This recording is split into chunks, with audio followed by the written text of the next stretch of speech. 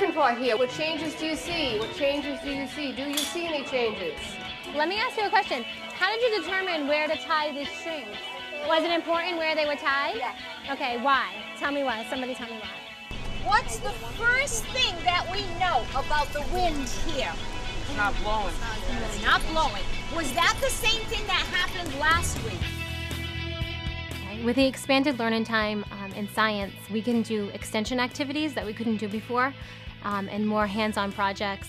We can actually extend the lesson, have children think deeper about what they're learning because we have that extra amount of time. Sometimes in the past I would have to compromise and go by units. So every 2 weeks do social studies for 2 weeks, then do science for 2 weeks, and really make a lot of sacrifices because there wasn't enough time in the day. What was Mark's problem? Hunter. He wanted to build a scale, but he didn't have a scale, and he wanted to see how much rocks weigh. Okay, good. The science lesson I taught this afternoon was an extension of the engineering design process. They were presented with a problem where there was a child who had 3 rocks, and he wanted to weigh them. They had to kind of imagine and come up with a plan on how they were going to weigh these rocks. Say this one was tied all the way down here and this one was all the way right here. It'd be different because this one would start to go down a little bit because it's on the end. Kind of like a lever where the fulcrum is.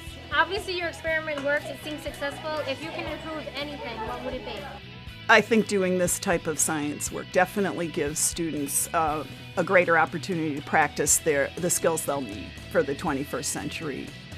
What we hope we're teaching them, even more than the content is along the way, is that they're learning how to solve a problem, how to approach an issue, how to separate into manageable areas of study, and then really how to dig in and investigate a particular question. So those are all important skills for the future.